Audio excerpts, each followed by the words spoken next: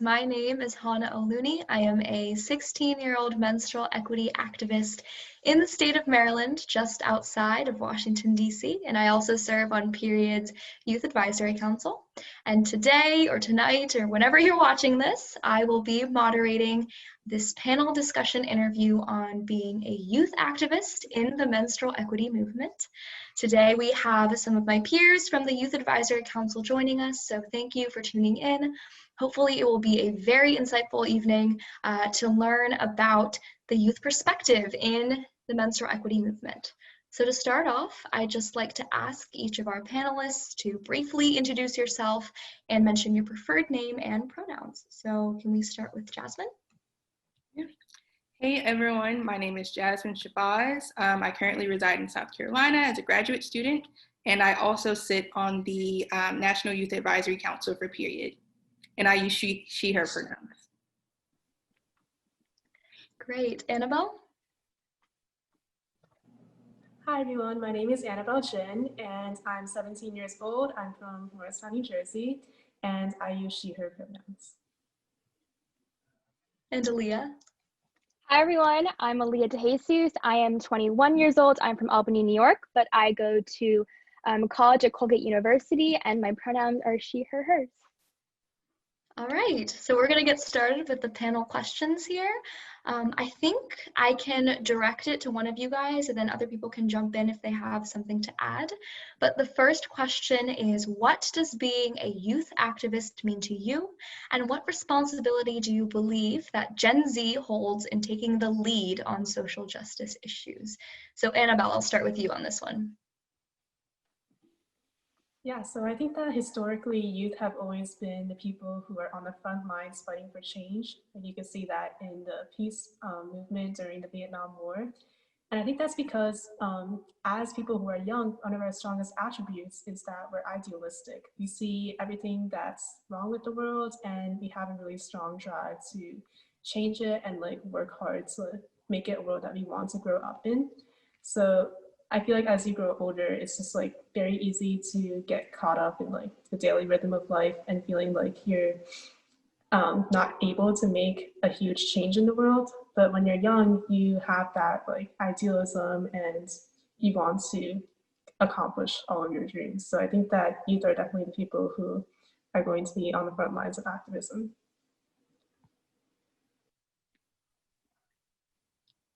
Yeah, for me, being a youth activist or being an activist in general is just being able to combine your knowledge and what you know and what you've experienced and putting that all into action and practice in the greater world. And it's not just about like what you know and talking the talk, it's about walking that walk too. And I think Gen Z holds a huge responsibility in being able to use their voice to kind of resist different like attitudes, different racist attitudes, sexist attitudes, classist, misogynistic, ableist attitudes, all of those to help change mentalities that can lead to sustainable change and progress, like in terms of policy and things like that. And especially now with like the rise of technology and social media, we have all these new platforms to be able to do that, and just being able to help contribute to that is a huge part of it. I'm going to go off of what Aliyah just said. It's about being more conscious. It's about learning, educating your peers, educating those around you, in assessing the critical issues that are going on in our country right now. Being a part of Gen Z and, you know, taking this lead on social justice looks very different than how it looked decades ago. And I think Aliyah talked a little bit about this, about the rise of social media and how social media plays a huge part in spreading information. Something that you've seen over the summer of with the protests that were going on across the country. You're having people spread more information more quickly, and it's allowing for people to become educated in a different way than before. Thank you. Those were some wonderful responses. I can definitely agree with what all of you said. Our next question is about you guys and your fight. Why are you fighting for menstrual equity? Why is it especially important to you? And this is a question that a mentor once asked me about social justice movements, and I've always thought that it was incredibly powerful. Why is now the time to be fighting for menstrual equity? Why now? So Aliyah, I can start with you.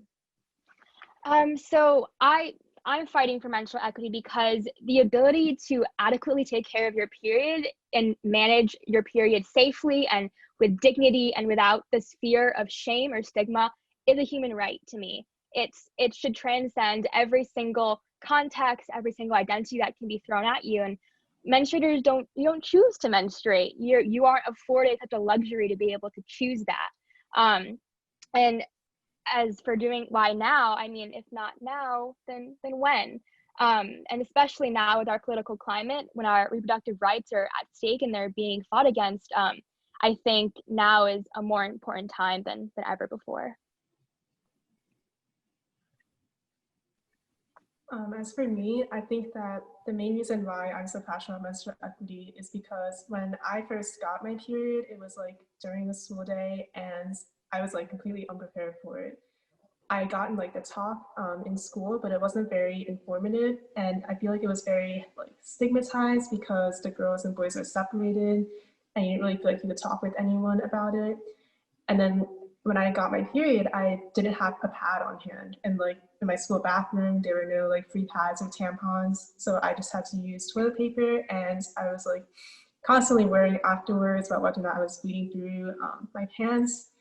And I feel like for someone who doesn't have access to period products and then has to go through that sort of discomfort and distraction on like a monthly basis, like that's just not okay. Like it's distracting them from their education, from their job. And it's such a basic necessity that it's like we should be providing them for free in schools and maybe even public places too. So that's why I care so much about menstrual equity. And I think that as for why now is the time to start like really pushing for it, it's because it's so long overdue. Like period products have been a necessity like since menstruators have been menstruating, and it feels like now is a time where we can like build off of the momentum that like other social justice movements have been gaining and finally make menstrual equity a reality. I think that within society, menstruation is something that's very much a taboo topic, even still to this day, even while we're having this conversation. But specifically growing up in the South during our sex education seminars, whether that's in elementary school, middle school, or high school, menstruation is not necessarily seen as a normal body process. It's seen as something that, oh, this just happens and this is what you're supposed to do, and you're supposed to hide your menstrual necessities from everyone. Even if you're in a back bathroom with cis women, you know, you're not supposed to open up your packages too loud or everyone's gonna hear, and you're supposed to feel this shame around it. And for me, it's about unlearning all of that and feeling more confident in your body and something that's very much a natural process. And for me, that ties a lot into looking at the intersections of what menstruation goes into. That's talking about birth control, that's talking about access and affordability. And I feel like a lot of people don't understand what a privilege that is to view menstruation in that mindset. A lot of people don't understand that having access and affordability to menstrual necessities is a privilege. That was something that I came into and understood during my first year of college. I'm now a graduate student. So it's, you know, doing that unlearning process and truly understanding what menstruation fits into as my interest grows in sexual and reproductive health care. Thank you, Jasmine. That's actually a wonderful transition to our next question, which is about what role do you believe youth activists play in fighting for menstrual equity and specifically in building a more diverse movement for marginalized communities? So Jasmine, actually, I'm going to take it back to you for that one. I think that with any growing movement, youth should be centered at it. It's about giving young people the power to make their own choices and understand the way that the world should work, not necessarily how the world works now. It's, again, going back to what I said earlier about the unlearning process and getting out the information and being educated and educating other folks. And as far as building a more diverse movement, that goes to centering marginalized communities more in your work, whether that's you know, giving out mutual aid to more BIPOC organizations, whether that's collaborating more and doing a community with BIPOC organization, it's truly about who are you in community with and where is this community going and how can you support them? I want to add that like young people nowadays are much more aware of like intersectionality, LGBTQ+ rights, and racial equality. And I think that especially in this movement, using trans inclusive language is definitely something that young people have been pushing more, because I still see a lot of organizations and activists referring to feminine hygiene products and women instead of like, period or menstrual products and menstruators. But I think that as youth, we're advocating more and more for keeping the language inclusive for everyone and not leaving anyone out of the conversation. Yeah, just to kind of add on to what Jasmine and Annabelle both said, and a huge thing about menstruation is that it impacts people from all different backgrounds. It's an intersectional movement. It doesn't pick and choose. And as menstruating activists and as non-menstruating activists, we have a huge responsibility to use the privilege that we have to be in this space, to be in this menstrual equity movement, to be able to uplift marginalized voices and the voices of poor menstruators, of BIPOC menstruators, of LGBTQ menstruators, among many others who are underrepresented in this movement and whose experiences aren't really highlighted and aren't heard as much. And this doesn't mean you're speaking for them, but rather you're uplifting their voices, you're highlighting their voices and their stories, and you're giving them the tools that they can use to be able to talk about social justice in their communities and talk about menstruation in their communities and how they can combat that, and just giving them the means to be able to do that for themselves.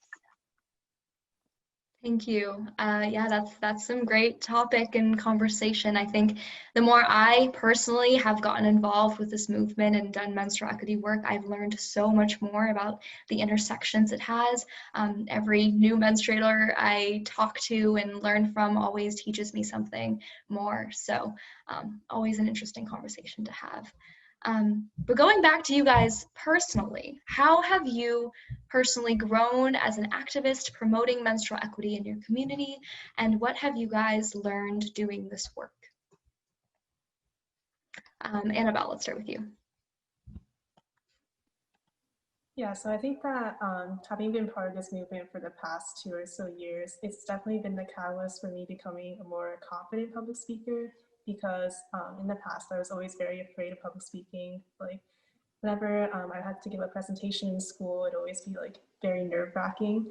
But when I organized the New Jersey National Period Day rally last year, I was the one giving the opening remarks. And at first I was so nervous for it because, it's like talking in front of like a huge crowd. But I realized that I was just spreading like my passion for menstrual equity to other people and trying to bring more awareness to period poverty and pushing legislators to get free period products in our public school bathrooms. And I realized that this like drive to like get things done and like create change was like overriding my fear of public speaking. So when I gave that speech, it was like the first time that I wasn't nervous for speaking. And I think that as I've spoken more in front of other people and in front of organizations, I've become much more like confident and outspoken public speaker.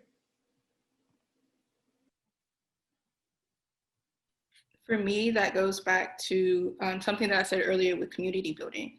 So when I first got introduced to period poverty as a topic, as advocacy, I was working with a nonprofit in my college hometown where they were giving out menstrual necessities that could not have covered literally more than a month.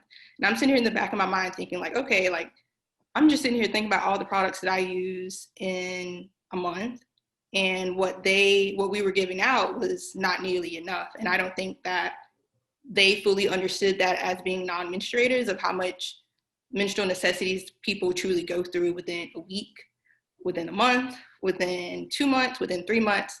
And so for me, it took for me to take a step back and look at sustainability within the movement and how do you build longevity for supporting people for menstrual necessities, because that right in and of itself is a bare minimum. So that transitioned me from freshman year to junior year. I started to build a partnership with a local nonprofit in my home state of South Carolina, and bringing that awareness and education to my college campus with my sorority. And it was more so about understanding how period poverty functions within my home state, and looking at the mechanisms of that of, okay, so who do I go to for this? Who can I go to get more menstrual necessities? Who can I talk to distribute menstrual necessities? Where can I get the funding, the donations, and how many people do I need to make what I want happen? So for me, it took a lot of reaching out to people, and sometimes that's a little uncomfortable of, hey, like, I know menstruation is a taboo topic, but will you please donate some menstrual necessities, even though, you know, maybe you don't necessarily feel comfortable with that because the person you're reaching out to hasn't quite unlearned what a privilege it is to be able to afford and have access to menstrual necessities. So I think that one of the most important things that I've learned is that the fight for menstrual equity is long. It's long, it is sometimes boring, it is oftentimes frustrating, and it's always requiring resilience. And because of that, in my personal experience, I kind of was thrown into this movement not really knowing how to be an activist, I guess, or how to organize, how to do all these things that you associate with activism. And from my experiences, I've learned that you can never underestimate the importance of your passion.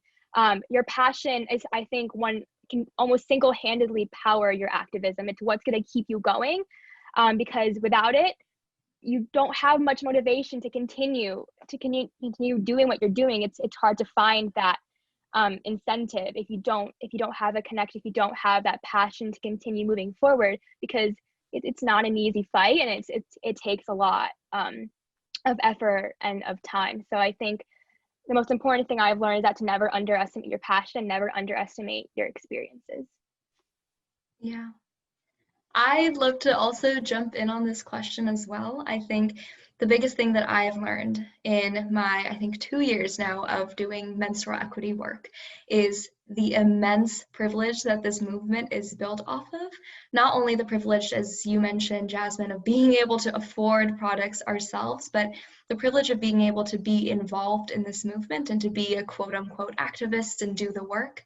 I really got involved from a legislative standpoint. I worked with some other high school students in my area to organize a bunch of students to go to the Maryland State House. I'm from Maryland, to talk to legislators about a bill that was coming up that would ensure free menstrual hygiene products in every high school and middle school in our state. And I slowly started realizing that it was truly the people who had the financial means to do so, who had the transportation to be able to go to Annapolis on a weekday and take time off of school and, again, be able to even get there in the first place. So learning about the privilege that I had and that my peers had to be able to do that work, and then doing something about it. So I think a lot of my friends and I invested a lot of our time into taking that energy we had and then putting it into the grassroots level. So reaching out to schools to start menstrual equity action clubs and period chapters and things that were more accessible to students just from their high school, instead of having to travel or go to the state house just to feel like they were getting involved. So I just wanted to jump in a little bit and share something that I've learned. But going back to you guys, in your opinion, where does the menstrual equity movement fit in the growing social justice movement in the United States? So sort of the bigger picture, where do we fit? And I will take this to Aliyah. So I think it's really hard to pinpoint exactly where in the social justice movement menstrual equity fits in, because the social justice movement is so wide. It's encompassing so many different components, from racism to classism to sexism. And the thing is that menstrual equity fits into every single one of those aspects. It's not just one or the other, it's everything in some way, shape, or form. And as Jasmine was saying earlier, menstruation is an intersectional movement. The menstrual equity movement is intersectional. Credits to Kimberly Grenshaw for saying that. And it's influenced by all these different oppressions resulting from different identities. And it's hard to say where exactly menstrual equity fits in. And I don't want to like box it in that sense. But yeah, I think it's kind of hard because it's kind of everywhere. I definitely think that's the beauty of the menstrual equity movement, because we relate to so many different movements, like the climate justice movement with like disposable pads and tampons causing a lot of litter. We relate to like prison reform, because a lot of prisoners don't have access to period products, or the period products that they have are very bad quality. So I think that just the way that periods relate to so many different issues is like part of the beauty of the movement. I think this goes back to, I believe it was Annabelle who said earlier, talking about language surrounding menstrual equity. For me, it's transitioning menstrual equity to menstrual justice and looking at a reproductive justice lens for menstrual justice. It's about transforming into a movement that centers, again, the most marginalized voices. It's about being vocal about trans menstruators, about incarcerated folks who menstruate, like Annabelle just said, and creating a movement that's built around racial justice and understanding that BIPOC people are marginalized, have historically been marginalized. This is something that that the viewers will see in another panel, but I mentioned how the menstrual pad was actually created by a Black woman. Most people don't know that because the patent was not approved for her as a Black woman, and it was something that was marketed for mass consumerism, something that was marketed for capitalism. It's about truly transforming what we know as menstrual equity into a more just system and a more just movement of acknowledging all the transgressions, all the historical marginalization that's occurred to, again, center marginalized voices, to protect marginalized voices, and make sure that their voices are being heard. Thank you. Yeah, Jasmine, thank you so much. I think that's really important, and I think that's something that especially youth in coming decades, Gen Z, has really focused on. But yeah, you all said wonderful, wonderful things. I think, again, Annabelle, you said the beauty of menstrual equity is the fact that it fits into so many categories, and I really, truly believe that. Part of the reason I got involved in the first place as well. It combines so many movements, so many kinds of social justice work. Moving on to the next question. In your opinion, what is the biggest factor leading to period poverty, and how can we as menstrual equity activists or people and in general best combat that? I will take it to Jasmine. So going outside of the obvious answers of access and affordability, I think it's really about being like holding people accountable for their actions when it comes to menstrual equity organizations, menstrual justice organizations, and making sure that they, again, are sending menstrual necessities to the proper communities, in the sense that you should be sending it to a wide range of marginalized communities. It shouldn't just be to one specific community, and not, I guess, in a way, not minimizing the marginalization of other communities. It's truly about making sure that you are doing the work, and you're doing the work properly, and you're not leaving a community out of the conversation. I think that's definitely one of the root issues that have caused a lot of the issues that we're fighting for in the menstrual movement, is how women were never really given a seat at the legislative table. So that's why the tampon tax still exists in, I think, 28 or 29 states now, because period products weren't really viewed as medical necessity, because it was always men making the decisions, and you realize that how much of a necessity period products were. You can see that in how period products aren't included in SNAP or WIC, because they just don't realize that period products are such a necessity. So I think that the best way to combat this is to get more women in positions of power in politics, and also to just reach out to your legislators, tell them period products are a necessity. They need to be provided freely in schools and in public spaces. So I think one of the biggest factors leading to period poverty is the idea of like certain attitudes, and menstruation has been stigmatized in society and in culture, and having that stigmatizing attitude is one driver of period poverty. And a way to combat that would be to try to engage people in conversations, bring up menstruation as if it's like it is this normal, natural thing, because it is, and talk about it like you would the weather, like you would what you had for lunch today. I don't know. Just talk about it, make it natural, make it common, make it easy, and less like people shy away from it. But again, menstruation is this huge relational experience, and it's produced by so many different factors, and those are all internal and also external, and it's hard to pinpoint this like one dominant force that's causing this issue. But I think we all mentioned a couple really important ones, but then we want to make sure that we're not like just focusing in on one aspect, obviously, because if you focus in on one, then we kind of miss the big picture, and we miss the best way to combat period poverty as a whole.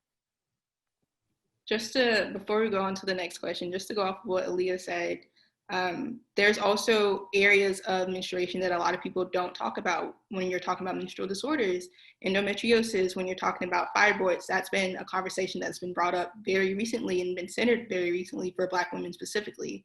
A lot of menstruators don't understand that maybe the pain that you feel while you're menstruating isn't actually normal. Maybe you shouldn't, maybe you shouldn't be normalizing your pain and understanding your pain and what should be normalized within menstruating. And I think that also contributes to, in a way, period poverty, of the stigmatization, the marginalization of maybe it's BIPOC people going to their OBGYNs, and the OBGYN is telling them, oh, your pain is normal, but it's not. And what do you do with that? If you're bleeding more, you're using more products, you're using more menstrual necessities, and what does that look like for if you can't necessarily afford to buy more menstrual necessities, especially if you have that menstrual disorder, if you have fibroids, what does that look like for you? Yeah, I think the conversation about stigmatization of menstruation especially is huge. I think that's a huge underlying cause to some of the things, Annabelle, even you said about not having women at the seat of the table, or not having decision makers who are comfortable talking about that because they're usually male, they're usually white, or aren't representative of people is huge. And even going back to our conversation about youth, I think one of the reasons we and our generation has been able to progress so much on menstrual equity is because of, especially in the United States, our access to social media, right? And I think that's played such a huge role in destigmatizing and opening up the conversation about menstrual equity to people who didn't necessarily have access to things before, or access to that information before. So yeah, great comments. But for you guys, again, going back to you and your identity as a menstrual equity activist and your experiences, what challenges have you all personally faced as you have begun to get involved in activism with the menstrual equity space, and how have you overcome them? And I will start with Annabelle. Yeah, so I definitely think that one of the biggest challenges that I faced getting into menstrual activism was how like prevalent the stigma is, because growing up I'd always felt like periods were only like a topic that I could talk about with like my parents or like my close friends. So it took a lot of time for me to get used to talking to like a group of people about periods, and it's definitely a little bit awkward at first. Like I remember when I was talking to my guidance counselor about the work that I was doing in menstrual activism, he was like, you made me kind of uncomfortable at first because he's like he said that because he's like a man, and he doesn't really think that periods are something that should be like talked about so openly. But as I told him about like why I'm doing this, like why it matters to be fighting for menstrual equity, he was like, oh, okay, so that like makes so much more sense now. Like he, like breaking down that stigma like took a lot of time for me to get to that point. But now that I'm able to, I can like talk to people and like just like do my own part in like eroding that stigma. Yeah.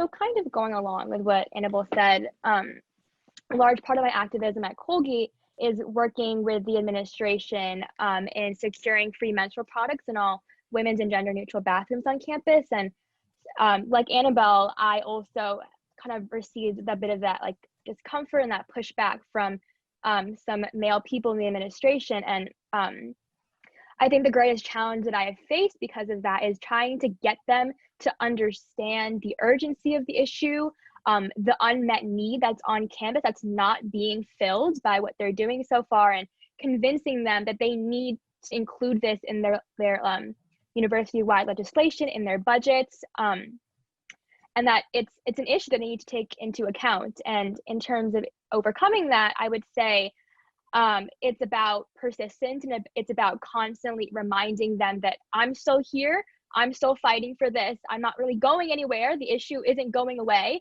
and that you need to care about this, and explaining to them why it's so worthy of this attention, and why it's not just a logistical issue, it's about the students, and it's about menstruators and non-menstruators, it's about the campus as a whole. Just going in a completely different direction of what Annabelle and Aliyah said, because I do agree of the stigmatization of menstruation and talking about that with other people, but also as young folks, it's very hard to, I guess, be taken seriously when you're trying to build a movement, you're trying to get your foot in the door.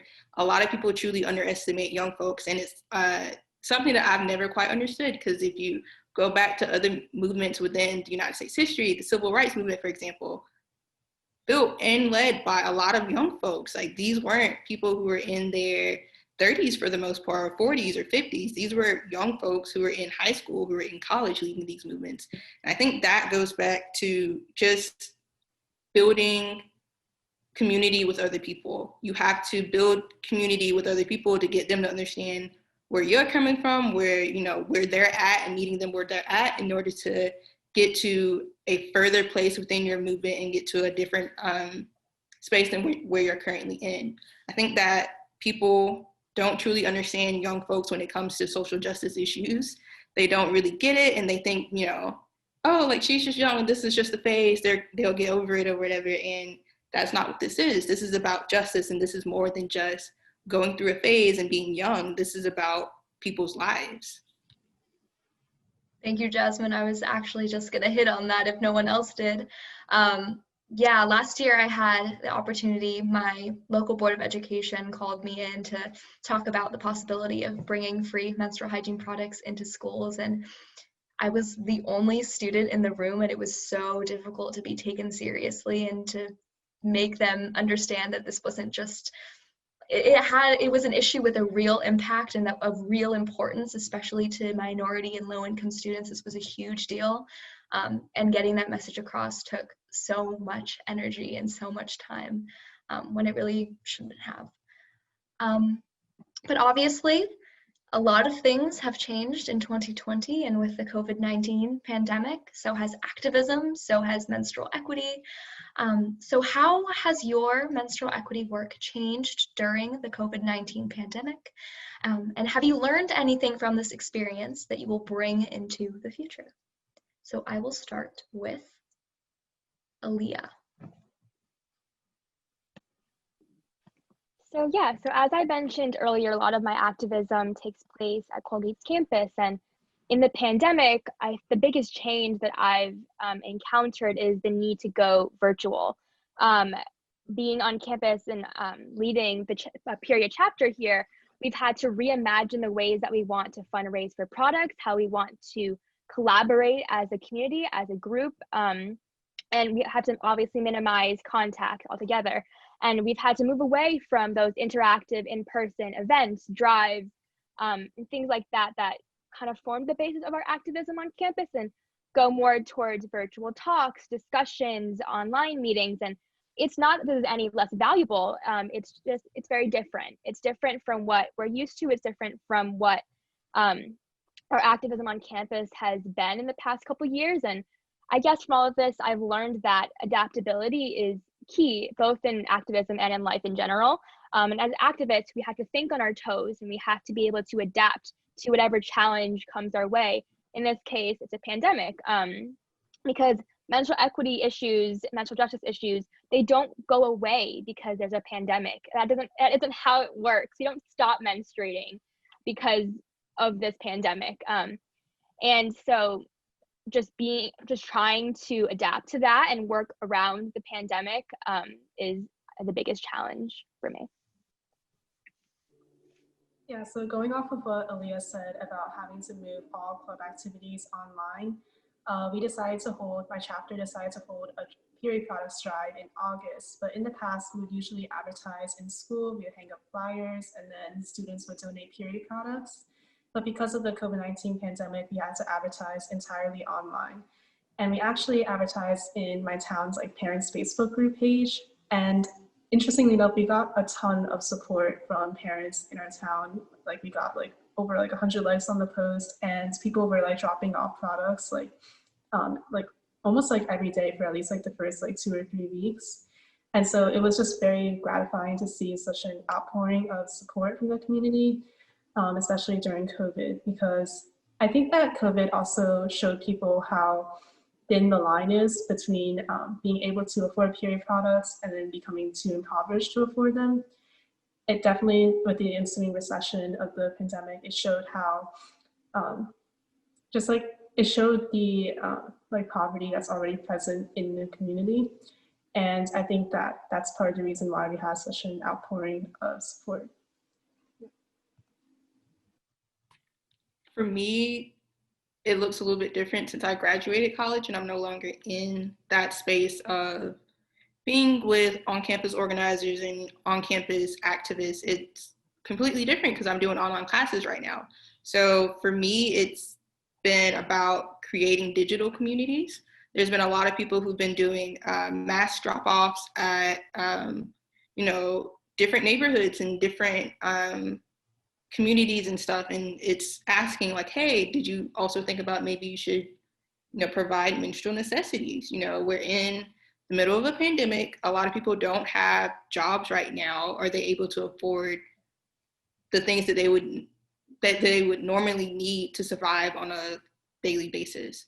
And that's okay. Well, if you're I'm just going to push a little further, and okay, so now you've agreed that you're going to start providing funds and buying and getting menstrual necessities. Okay, so I'm just gonna send you some donations and let me go to another person and see, have you also thought about raising money or providing menstrual necessities to the communities you're reaching out to? And it's, okay, well, I'm gonna, give out some more donations, and it's connecting people to build a wider community of maybe you don't have it all figured out and maybe this person can help and maybe I can connect you to. It's been a little different of not being able to do any of the physical work right now, but it's also taught me being in postgraduate life how community organizing, grassroots organizing functions differently when you're not on a campus community. For sure. I think when the pandemic first made its way into our lives in March, I was really, really disheartened. I was right in the middle of doing my first actual in-person period product drive, and I was super excited about it. It was literally about to kickstart. Schools closed March 13th. 2 days later, I was making all these plans, and I was really disheartened. But then, Jasmine, what you said about online community building, organizations that I work with, we started getting into that, hosting Zoom calls to have conversations like the ones, Aliyah, you talked about, and talking about how to make an impact. And truly, we have never seen the kind of engagement that we have seen during this pandemic. I think people are on their phones and on their computers a lot more than they usually are. So we've been able to reach people through that. And in addition to that, I think internet access and computer access has been a lot more accessible now. A lot of organizations and schools, especially in the area where I live, have been giving out free computers and Wi-Fi hotspots and things like that. So it's been so much easier to meet people, because again, when you have to meet in person, that comes off of a lot of privilege. You have to take off work.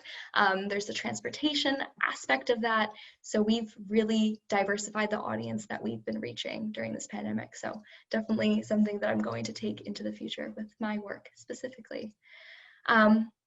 So we're winding down a little bit with this panel. We're gonna hit a couple more questions and then call it a night.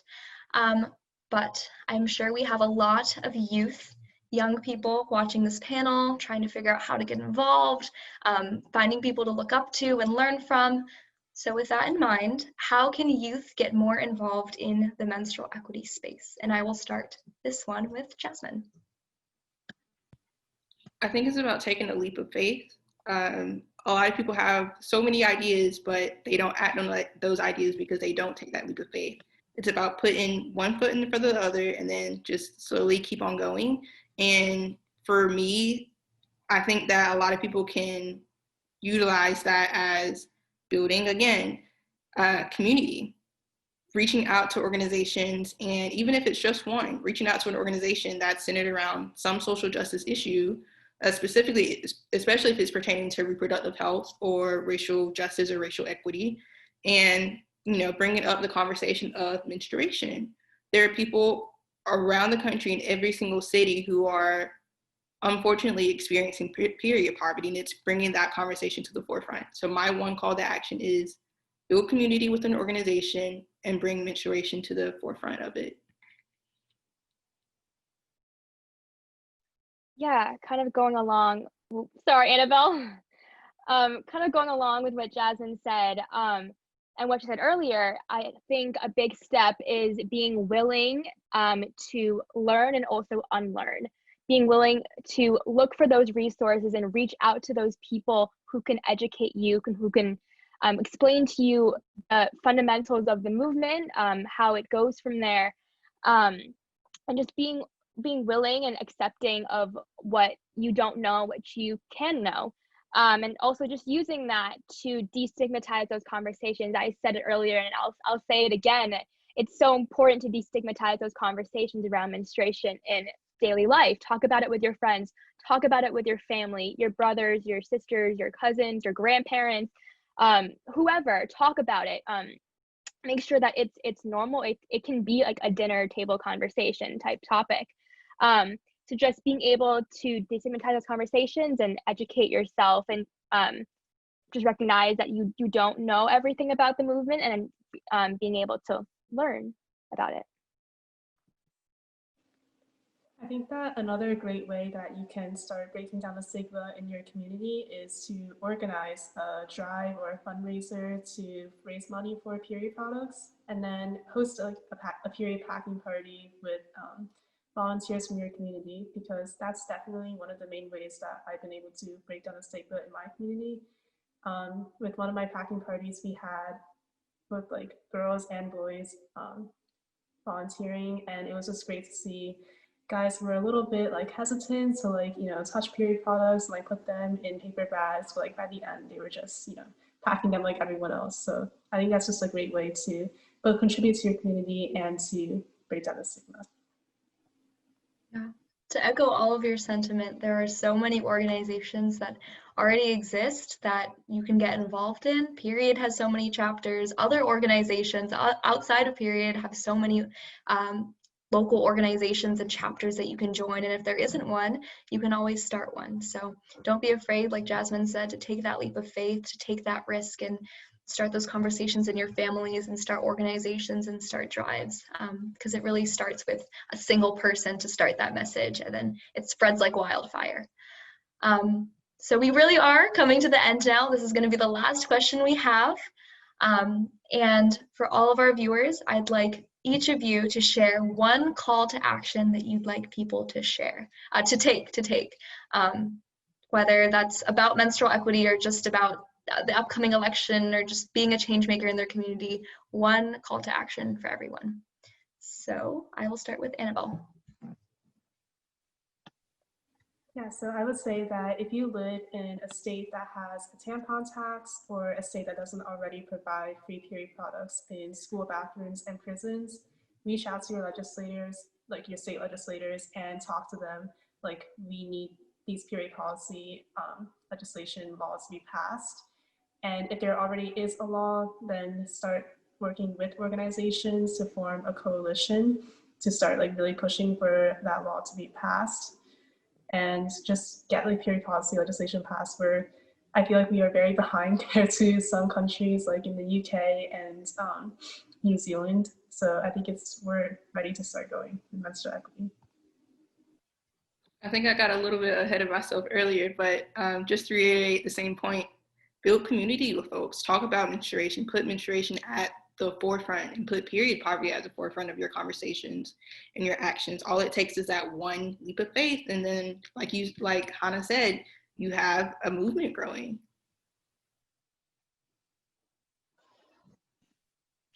Yeah, I don't have much else to add besides those two amazing calls to action.